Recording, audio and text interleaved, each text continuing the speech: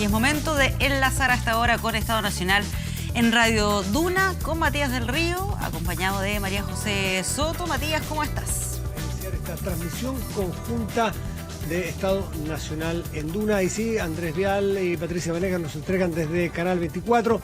Y de inmediato María José Soto presenta a nuestro invitado. Exactamente, tenemos en el estudio al abogado Gonzalo Lizansoro, quien, muchas gracias, bienvenido, gracias por venir. Muchas gracias. El abogado Gonzalo Lizansoro es abogado de hecho de Marcelo Albornoz, que es uno de los jueces en proceso de expulsión de la Corte Suprema que por distintas irregularidades que lamentablemente hoy supimos que se quitó la vida en una situación que nos impactó a todos muchísimo a nivel nacional. Bienvenido. Gracias, abogado Lizansoro, por estar aquí en Radio Duna. Muy buenas tardes. Usted se encuentra con esta noticia el día siguiente de que se comunicara que la Corte Suprema o aprobara esta apertura de un cuaderno de remoción en contra. Nos imaginamos que esa decisión de la Corte Suprema, aunque todavía no se sabía en qué iba a terminar, generó un efecto que termina con este hecho que hoy día conocimos. ¿Usted pudo conversar cuándo con su cliente? Es más, la decisión de la Corte Suprema de suspensión de 4 meses y de apertura de cuaderno de remoción se la comuniqué yo al ministro Albornoz. O sea, lo conversé ayer, justo inmediatamente después de la vocería de Su Excelencia, el ministro Lamberto Cisterna. ¿Cómo lo tomó? Perdón, disculpe, usted cuando lo llamó, ¿cómo lo tomó? ¿Él lo esperaba? Creo que es difícil compararme con la situación del ministro Albornoz, pero yo diría que tanto él como yo estábamos realmente anonadados, estábamos realmente sorprendidos, estábamos realmente desconcertados por una sencilla razón, porque el proceso no tenía méritos para los efectos de abrir un cuaderno de remoción o la suspensión de 4 meses. Y no tenía mérito por motivos que podemos conversar perfectamente, pero no tenía mérito ni jurídico ni moral. Pero ¿y usted siente, María José, un segundo, que la presión que sintió Marcelo Albornoz en algún momento, usted lo presintió, es que socialmente esto ya era cosa juzgada y que no iba a tener posibilidad de defenderse o eventualmente demostrar su inocencia? Claro, yo he querido referirme a la frase de Isidro Solís, que es el abogado del ministro Vázquez. Isidro Solís en los alegatos se refirió, y concretamente refiriéndose a ustedes, a los periodistas, como la jauría que iba detrás de sangre. Bueno, esa es un poco la situación en que se encontraba la Corte Suprema, en la imposibilidad por la jauría, que no solo estaba compuesta por los periodistas, como aparentemente apareció en el alegato del exministro Solís, sino que por el hecho de que la jauría, como lo hemos comprobado entre ayer y hoy, estaba compuesta por la ministra vocera de la presidencia, estaba compuesta por el ministro de Justicia, estaba compuesta por los parlamentarios de la zona, que todos desgarraron ropa y sin conocer el proceso, sin conocer los antecedentes, sin conocer lo que realmente pasaba, pedían sangre. Hay que sanear el Poder Judicial está corrupto, y como hay que sanearlo, todos se tienen que ir. Esa era la jauría. Yo he escuchado hoy día en la tarde las declaraciones, una vez muerto ya Marcelo, con todo mi dolor y con toda mi pena, ya voy a aclarar mi relación con él, con todo el dolor y mi pena, las declaraciones del ministro de Justicia, don Hernán Larraín, en que atribuía el suicidio Lo atribuía en forma velada, pero lo atribuía el suicidio de don Marcelo Albornoz a una especie de cargo de conciencia. En circunstancias que lo que había ocurrido no es, y tengo la certeza de esto, no es cargo de conciencia. Marcelo Albornoz era inocente. Hay gente que tiene las manos ensangrentadas con la sangre de Marcelo.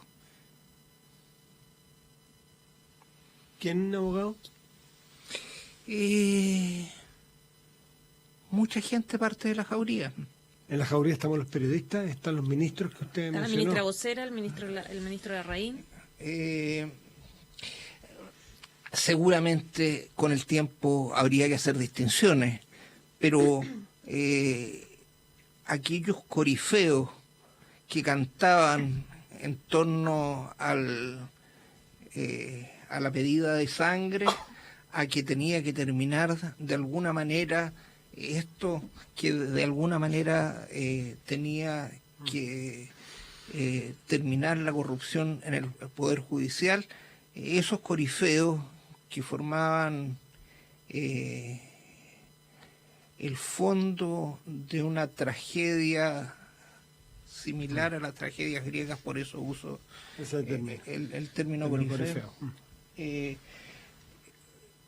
terminaron por teñir sus propias manos de sangre. Abogado, quería contextualizar un poco y explicar específicamente cuál era el caso por el que era investigado su defendido. Esto partió por la apertura de cuaderno de remoción por parte de la Corte Suprema contra los jueces.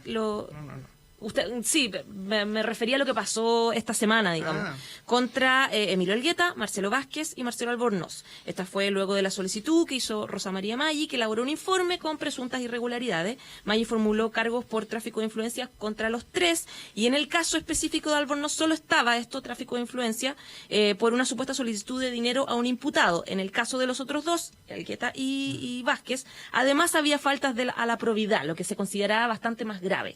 Si nos puede explicar un poco el caso específico y la acusación específica contra él. ¿Se excitó esta petición de dinero? ¿A quién era? ¿O si no es así? Por cierto, pero me gustaría, si ustedes no tienen inconveniente, en hacer un preámbulo respecto de lo probado y no probado, de las garantías constitucionales, del debido proceso y de cómo todo esto fue infringido, para cerrar con lo que ustedes me están pidiendo, los hechos concretos. ¿Qué sucede? Nos encontramos con una teórica denuncia anónima a los fiscales Moya y Arias.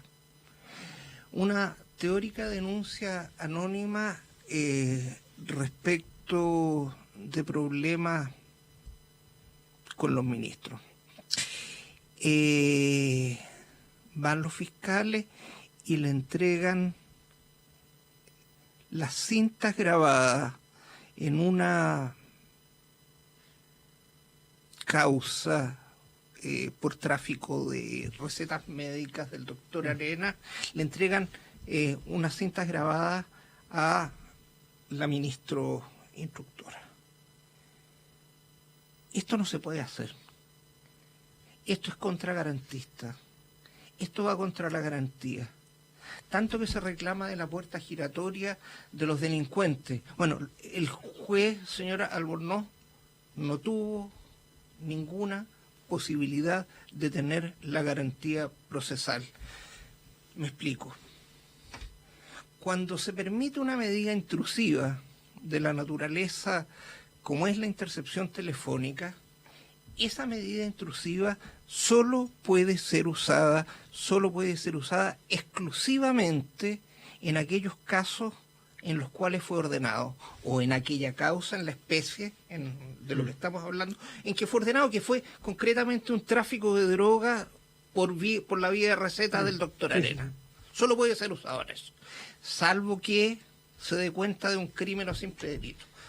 Pues bien, los fiscales Arias y Moya no hicieron caso alguno de esto y se lo entregaron íntegramente a la ministra instructora. La ministra instructora, desobedeciendo la ley también, recibió íntegramente las cintas. Si ustedes revisan el Código de Procesal Penal, las cintas obtenidas en una causa solo pueden ser usadas en esa causa o en caso de que haya pena de crimen. Acá en la especie además estaba ordenada la destrucción por el juez de garantía, cuestión que los fiscales Arias y Moya desobedecieron, cometiendo seguramente el delito de desacato. Pues bien, la única, no hay otra, la única prueba que existía de los hechos que ya vamos a conversar de qué se trata, la única prueba que existía contra Marcelo Albornoz era una cinta que había sido obtenida ilegalmente. Disculpen, en función del poco tiempo que nos queda, porque esto es así, lamentablemente, abogado Lina Sasoro, hubo, más allá de cómo se consiguió, yo sé que es importante las garantías procesales, ¿hubo préstamo? No. No hubo préstamo. No. ¿Hubo solicitud de préstamo del juez Albornoz en su momento al doctor Arenas? No lo hubo. No. Lo que sucedió es que Marcelo Albornoz y el doctor Arenas pertenecían ambos a una misma logia masónica y estaba en estado muy grave un señor cuyo nombre no me acuerdo en estos momentos, pero que murió en noviembre, y se estaba haciendo un asado en la casa de Marcelo Albornoz destinado a recuperar dinero. La petición de dinero fue en este contexto, en el contexto de un tema de solidaridad masónica para los efectos de un tercero, para los efectos de juntar plata para un tercero. Esa fue la verdad de la cosa, así lo declararon 5 testigos. Abogado, se nos acaba el tiempo. Quiero hacerle una última consulta que no me quedó muy clara respecto de lo que usted decía al principio. Usted planteaba que había personas responsables por la presión pública que se generó, llámese ministros, prensa, etcétera. ¿Se equivocó la Corte Suprema dejándose presionar por todos estos actores que usted menciona? Tengo 64 años, voy de salida en el ejercicio de la profesión. Siempre me he dedicado al ejercicio liberal de la profesión, y siempre para un abogado como yo que se dedica a esto, atacar a la Corte Suprema es perder seguramente el pan nuestro de cada día y el pan nuestro de mañana. Pero sí, se equivocó la Corte Suprema. Gonzalo Lina Sasoro, abogado de la familia, me imagino en este momento, de Marcelo Albornoz, este juez que hoy supimos que se quitó la vida, que estaba suspendido, que a quien se había abierto un cuaderno de remoción en su contra del Poder Judicial. Le agradecemos haber venido acá, dar estos conceptos, explicar, y usted dice, ya habrá tiempo para demostrar la inocencia de mi defendido. Muchas gracias, abogado. Muchas gracias a usted, don Matías. Muchas gracias a usted, señora. Gracias, que abogado. esté muy bien. Nos despedimos aquí de esta transmisión conjunta de Canal 24 Horas y Radio Duna, Estado Nacional.